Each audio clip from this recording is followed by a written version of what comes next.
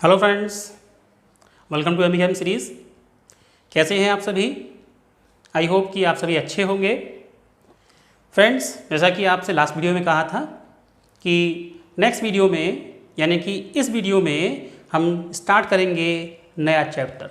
तो आज शुरू करने जा रहे हैं हम कोऑर्डिनेशन केमिस्ट्री। इसके बारे में आपने सुना ही होगा कि कोऑर्डिनेशन क्या होता है। कोऑर्डिनेशन समझने के लिए आपको थोड़ा जाना पड़ेगा क्लास 11th में, जिसमें हमने केमिकल बॉन्डिंग टॉपिक में पढ़ा था types of bond. Type of bond में हमने फर्स्ट पढ़ा है आयनिक बॉन्ड, सेकंड पढ़ा है कोवैलेंट बॉन्ड और थर्ड पढ़ा है कोऑर्डिनेशन बॉन्ड। कोऑर्डिनेशन बॉन्ड की टाइप जो होती है उसे समझने के लिए आप थोड़ा सा स्टडी करेंगे। चलिए थोड़ा मैं आपको समझा देता हूँ कि ionic bond transferring of electron between two atoms के कारण बनता है। सेकंड होता है कोवैलेंट बॉन्ड, जो कि दो एटम्स के बीच इलेक्ट्रॉन की शेयरिंग की वजह से बनता है। और कोऑर्डिनेशन बॉन्ड जो है वो बनता है दो एटम्स के बीच एक एटम के फुल्ली शेयरिंग की वजह से, लेकिन सेकंड एटम उसमें इलेक्ट्रॉन का पार्टिसिपेट नहीं करता, बट वो उसमें अपना पार्टिसिपेशन लेता है। एक ही एटम के इलेक्ट्रॉन होंगे, सेकंड एटम के इलेक्ट्रॉन नहीं होंगे, फिर भी वो उसमें उसका साझा होता है। इस टाइप की बॉन्ड को हम कोऑर्डिनेशन बॉन्ड कहते हैं। क्लास 11 में पढ़ा होगा आपने, और ये भी पढ़ा होगा आपने कि जो एटम इलेक्ट्रॉन देता है उसकी तरफ एरो का टेल होती है, और जो इलेक्ट्रॉन पेयर या इलेक्ट्रॉन लेता है उसकी तरफ उस एरो की हेड होता है। तो शुरू करते हैं आज का एमईकेम सीरीज़ का नया वीडियो, जिसमें आप पढ़ने जा रहे हैं कोऑर्डिनेशन कंपाउंड। कोऑर्डिनेशन कंपाउंड्स यदि देखें इसे क्लासिफाई करने के लिए, तो सबसे पहले हम पढ़ेंगे एडिशन कंपाउंड्स। क्या होते हैं एडिशन कंपाउंड्स, थोड़ा समझते हैं इसको। व्हेन टू और more than two salts mixed in a fixed ratio or composition or proportion and allowed to crystalline, they form addition compound। जब दो या अधिक साल्ट्स को आपस में एक फिक्स्ड रेशो के साथ मिक्स किया जाता है और उसके बाद उसको क्रिस्टलाइज किया जाता है, तब बनते हैं एडिशन या एडिशनल कंपाउंड्स। ये होते हैं टू टाइप्स के। पहला होता है डबल साल्ट और सेकंड होता है कोऑर्डिनेशन कंपाउंड्स। डबल साल्ट और कोऑर्डिनेशन कंपाउंड के सबसे पहले देखते हैं हम एग्जाम्पल, जैसे मोहर salt.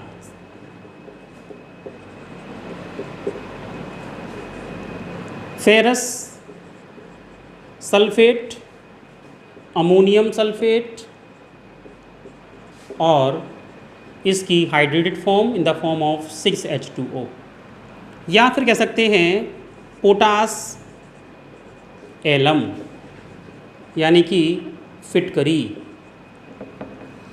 K2SO4, Al2SO4 whole thrice .24H2O etcetera. ना कोऑर्डिनेशन कंपाउंड क्या होते हैं एग्जाम्पल में, पोटेशियम फेरो या फेरिसाइनाइड K4FeCN6, जैसा कि देख रहे हैं यहाँ पर आप। मोहर साल्ट और कोऑर्डिनेशन कंपाउंड यानी कि पोटेशियम फेरोसाइनाइड में क्या डिफरेंस है? डिफरेंस ये है कि डबल साल्ट और कोऑर्डिनेशन कंपाउंड होते तो एडिशनल कंपाउंड हैं, लेकिन इनके बिहेवियर में डिफरेंस है। अगर कहें कि सॉलिड स्टेट में ये एग्जिस्ट करता है नॉर्मली, लेकिन एक्वस फॉर्म में ये आयोनाइज हो जाएगा। किस में? इसके आयंस में। कैसे आयनाइज होगा? अगर हम इसको आयनाइज कराएं तो ये ब्रेक हो जाएगा अपने आयंस में, Fe2 positive, SO4 2 negative, 2NH4 1 positive and SO4 2 negative plus 6H2O। क्या हुआ यहाँ पर, ये मोहर साल्ट जो डबल साल्ट है कंप्लीटली आयोनाइज हो गया एक्वस सोल्यूशन में, लेकिन सॉलिड स्टेट में अपने आप में ये एग्जिस्ट करता है, इसमें कोई भी चेंज नहीं आएगा।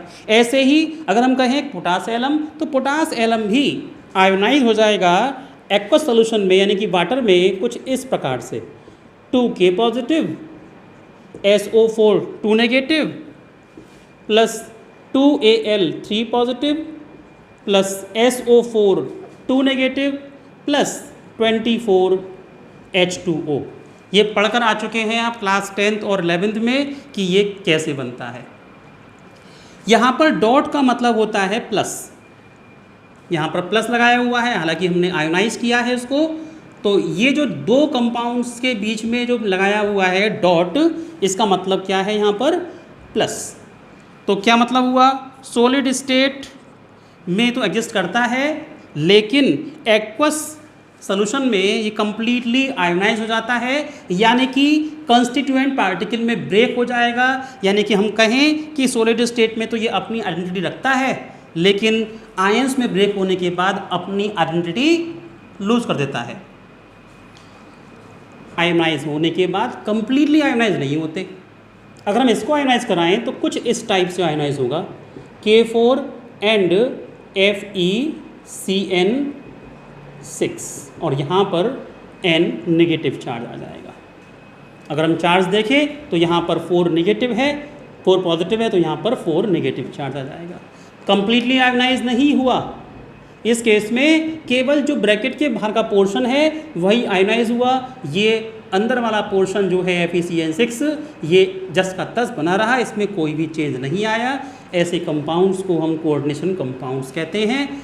जबकि ये क्या है, सॉलिड स्टेट में भी रहता है, एक्वस सॉल्यूशन में नहीं रहता, लेकिन ये सॉलिड में और एक्वस सॉल्यूशन में ऐसे का ऐसे ही बना रहता है, इसमें कोई भी चेंज नहीं आता, बिल्कुल कंपाउंड ऐसा ही रहता है।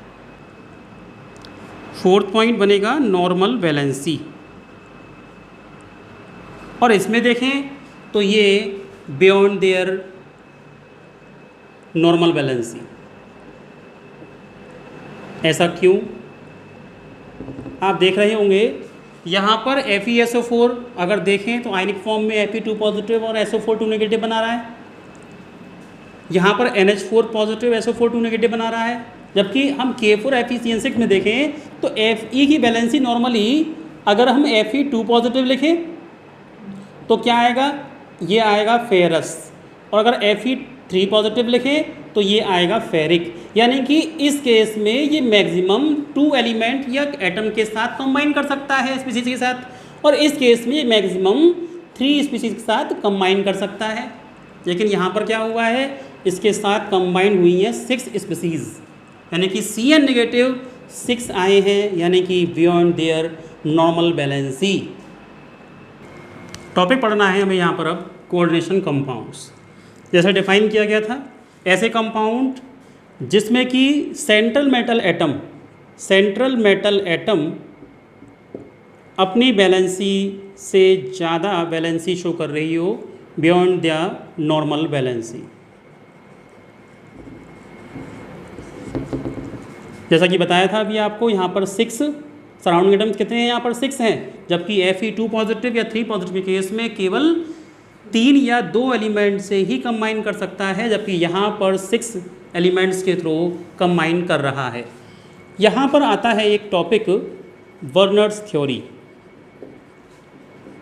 या वर्नर्स पॉस्टुलेट। इन्होंने डिफरेंट टाइप ऑफ एक्सपेरिमेंट्स किए, जैसे कि कंपाउंड्स का आयोनाइजेशन, सेकंड इसके बाद उन्होंने किया प्रेसिपिटेशन, और थर्ड इनके आइसोमर्स की स्टडी के बाद उन्होंने एक थ्योरी दी, वर्नर्स थ्योरी, जिस पर इनको नोबेल प्राइज़ भी मिला हुआ है। इन्होंने कुछ पोस्टुलेट्स जैसे कि दिए, यहाँ पर उन्होंने एक्सपेरिमेंट कौन से किए, COCl3.6NH3 इस कंपाउंड को लिया और रिएक्शन कराई इन्होंने AgNO3 से, और इन्होंने कुछ देखा कि जो कंपाउंड ये AgNO3 है, इससे कंबाइन करके जो कंपाउंड बना रहा है वो 3AgCl प्रेसिपिटेट की फॉर्म में दे रहा है। सेम टाइम पर इन्होंने एलिमेंट में, इस कंपाउंड में नंबर ऑफ अमोनिया मॉलिक्यूल कुछ कम किए और फिर देखा, रिएक्शन करी और कुछ पाया यहाँ पर इन्होंने कि AgCl के 2 ही मॉलिक्यूल प्रेसिपिटेट हुए। नेक्स्ट केस में इन्होंने फिर से नंबर ऑफ अमोनिया मॉलिक्यूल कुछ कम किए, रिएक्शन फिर कराई और यहाँ पर इन्होंने फिर आइडेंटिफाई किया कि नंबर ऑफ AgCl मॉलिक्यूल एक ही प्रेसिपिटेट हुआ, और further decreasing the number of ammonia molecule we find out that there is no reaction और प्रेसिपिटेट। तब इन्होंने पोस्टुलेट्स दिए और बताया कि फर्स्ट केस में क्या है, यहाँ पर 3Cl जो है वो आयनिक फॉर्म में है और 6 ammonia molecule inside the bracket यानी कि कोऑर्डिनेशन फॉर्म में है। बर्नर ने कुछ पोस्टुलेट्स दिए और इन्होंने कुछ कहा कि जैसे एग्जाम्पल लेते हैं हम K4FeCN6 का, और बताया इन्होंने पोस्टुलेट में कि कोई भी कोऑर्डिनेशन कंपाउंड में एक वैलेंसी के प्लेस पर 2 टाइप ऑफ वैलेंसी शो करता है, जिसे हम कहते हैं फर्स्ट को वैलेंसी को प्राइमरी वैलेंसी, और सेकंड वैलेंसी जो होती है उसे कहते हैं हम यानी कि सेकेंडरी वैलेंसी।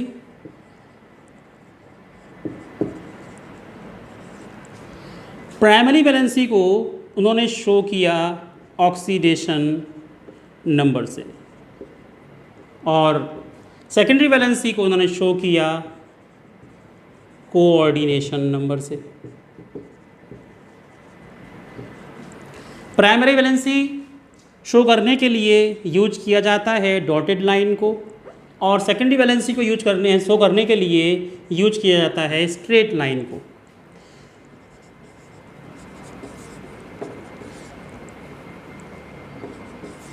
प्राइमरी वैलेंसी जो होती है वो चेंजेबल होगी,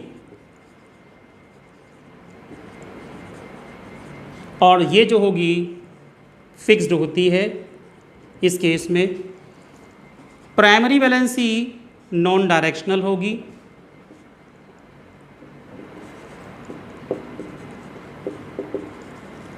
और सेकेंडरी वैलेंसी डायरेक्शनल होती है। डायरेक्शनल और नॉन डायरेक्शनल से मतलब यहाँ समझ में आएंगे कि ये किसी भी स्ट्रक्चर यानी कि कंपाउंड की ज्योमेट्री में नॉट पार्टिसिपेट नहीं करती, नॉट पार्टिसिपेट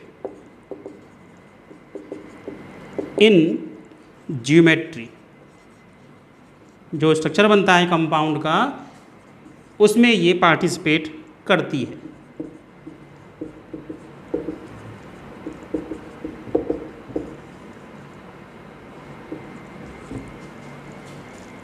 यहाँ देखते हैं इस एग्ज़ाम्पल को कि K4FeCN6 में क्या कंपाउंड कैसे है।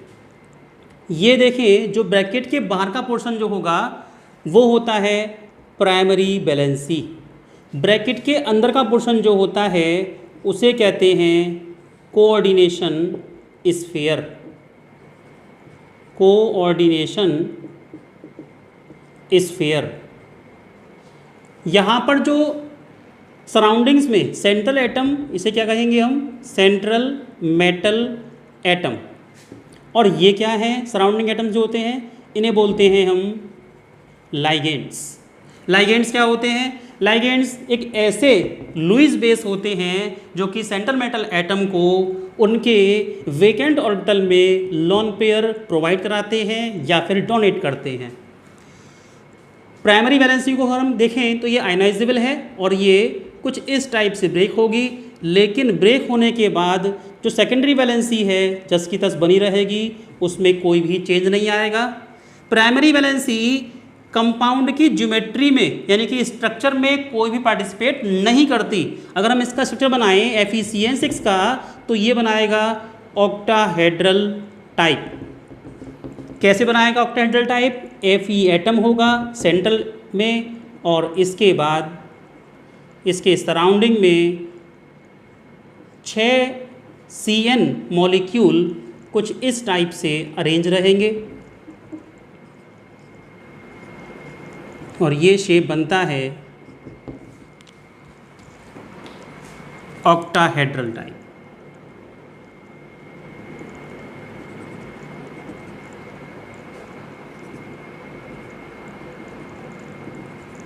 हाइब्रिडाइजेशन जो इसकी रहेगी वो sp3d2 रहेगी। 1 और 3, 4 और 2, 6 जो लाइगेंड्स हैं इसके वो इसकी सेंट्रल एटम के साथ सराउंडिंग्स में रहेंगे। तो क्लियर हो ही गया होगा आपको कि प्राइमरी वैलेंसी सेकेंडरी वैलेंसी में क्या डिफरेंस है कि जो स्फीयर है, जो ब्रैकेट है, ब्रैकेट के बाहर के पोर्शन को हम बोलते हैं प्राइमरी वैलेंसी और ये शो करता है किसी कंपाउंड के कोऑर्डिनेशन कंपाउंड के ऑक्सीडेशन नंबर को। ये चेंज हो सकता है, किसी एक एटम के लिए चेंज हो सकता है, लेकिन कोऑर्डिनेशन वैलेंसी यहाँ पर जो रहेगी फिक्स रहेगी, 6 की 6 अगर इसमें है तो ऐसे ही रहेगी। तो बोलते हैं सेकेंडरी वैलेंसी। कोऑर्डिनेशन वैलेंसी और फिक्स्ड, इसे शो करेंगे डॉटेड लाइन से, इसे शो करेंगे हम स्ट्रेट लाइन से। ये चेंजेबल पढ़ाई दिया आपको और ये फिक्स्ड। इसके अलावा ये नॉन डायरेक्शनल और ये डायरेक्शनल, क्योंकि ये ज्योमेट्री में पार्टिसिपेट नहीं करेगा जबकि ये ज्योमेट्री में पार्टिसिपेट करेगी। अब निकालने के लिए क्या आता है, किसी भी क्वेश्चन में क्या कैलकुलेशन आएगी यहाँ पर? सबसे पहले तो वो आपसे पूछेगा इस कंपाउंड में CMa का ऑक्सीडेशन नंबर क्या है। CMa stand for central metal atom. Second question पूछेगा वो आपसे कि सेंट्रल मेटल एटम का कोऑर्डिनेशन नंबर क्या है या फिर इसका हाइब्रिडाइजेशन क्या है। और नेक्स्ट क्वेश्चन पूछ सकता है वो इसमें इसकी शेप क्या है। इस टाइप के इसमें क्वेश्चंस आते हैं। Structures of on the basis of Werner's coordination theory. अभी इससे पहले हमने पढ़ा था कि वर्नर ने कुछ एक्सपेरिमेंट किए, उस एक्सपेरिमेंट के थ्रू उस कंपाउंड को स्टडी करके उसने प्राइमरी और सेकेंडरी वैलेंसी का पोस्टुलेट उसने दिया। अब इसी के बेस पर वर्नर कोऑर्डिनेशन थ्योरी के बेस पर जब हम उसको डिफाइन करते हैं तो कैसे करेंगे वो देखिए। पहला जो उनका एग्जाम्पल था वो था COCl3.6NH3। हमें इसको ड्रॉ करना है वर्नर्स कोऑर्डिनेशन थ्योरी के बेस पर। तो यहाँ पर जैसा कि हमने एक्सपेरिमेंट किया था वर्नर ने, तो क्या रिएक्शन की थी? COCl3.6NH3 की रिएक्शन AgNO3 के साथ कराने पर यहाँ पर 3AgCl मॉलिक्यूल प्रेसिपिटेट होते हैं। इसका मतलब यहाँ पर 3AgNO3 मॉलिक्यूल ही कंज्यूम भी होंगे। इसका क्लियर कट जो मतलब है वो ये है कि 3AgCl का मतलब 3Cl आयनिक फॉर्म में प्रेजेंट है। जब आयनिक फॉर्म में प्रेजेंट होंगे इसका मतलब इसका जो स्ट्रक्चर शो करेंगे हम वो CONH3 6 और Cl थ्राइस की फॉर्म में शो करेंगे। अब रिएक्शन कराते हैं अगर हम इसकी इसी टाइप से तो कुछ इस टाइप से होगी। CONH3 6 3 positive and 3AgCl in the form of precipitate. यहाँ पर इसे कहेंगे हम कॉम्प्लेक्स आयन। अब इसको ड्रॉ करना है अगर हमें इस फॉर्म में, तो कैसे करेंगे इसको? CO के सराउंडिंग में 6 अमोनिया मॉलिक्यूल हमें शो करने हैं।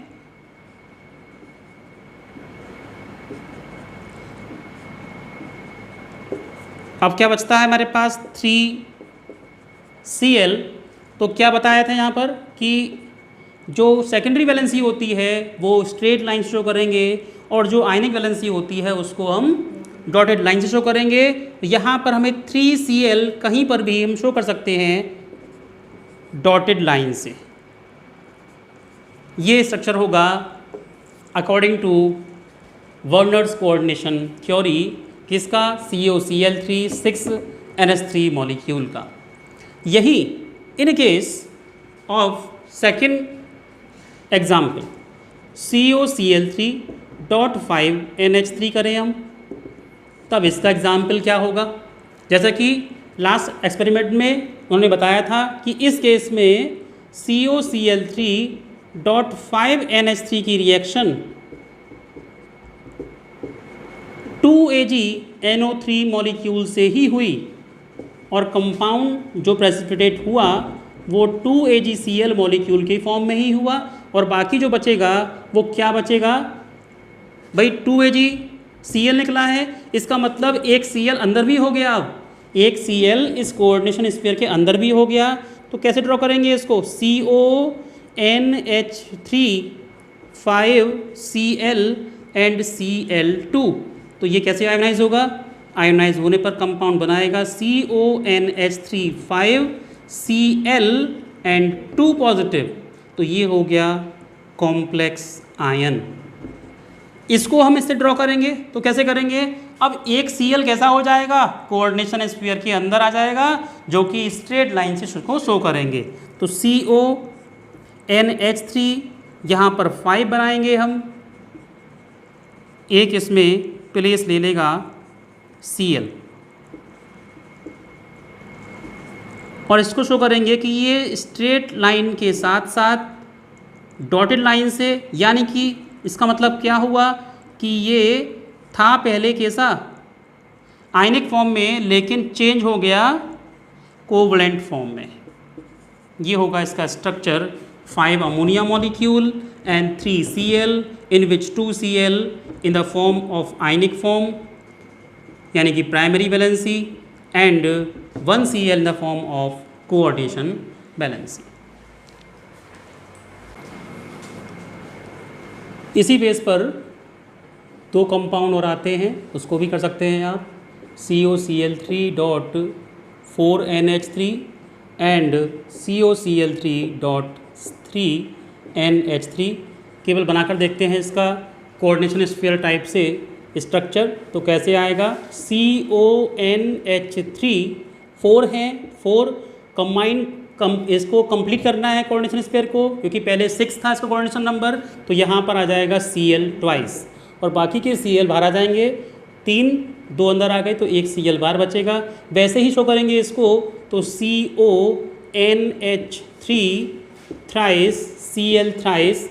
अब बाहर कोई Cl बचा ही नहीं, तीनों Cl कोऑर्डिनेशन स्फीयर में ही यहाँ पर शो करने पड़ेंगे। जब इसको आयनाइज करेंगे तो ये पॉजिटिव और Cl की फॉर्म में होगा, और ये आयनाइज होगा ही नहीं। क्वेश्चन जो बनता है इस पर वो आता है, calculate the number of ions on ionization of following coordination compound. Example लेते हैं यहाँ पर PtCl4.6NH3। अगर इसको हम इस फॉर्म में लिखें तो इस कंपाउंड में नंबर ऑफ आयंस कितने बनेंगे, ये क्वेश्चन पूछ रहा है वो आपसे। सबसे पहले हम इसको वर्नर्स थ्योरी के अकॉर्डिंग ड्रॉ करेंगे। तो पहले क्या करना है, हमें अमोनिया मॉलिक्यूल को इनसाइड यानी कि कोऑर्डिनेशन स्फीयर में शो करना है। तो PtNH3 6 और 4Cl हमारे बाहर रहेंगे।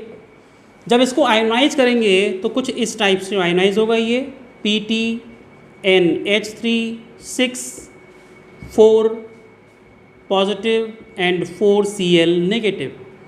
टोटल करें तो 1 आयन तो ये कॉम्प्लेक्स आयन आया और ये 4 Cl नेगेटिव आयन आए, तो इसका मतलब टोटल नंबर ऑफ आयन जो आए यहाँ पर वो आए 5।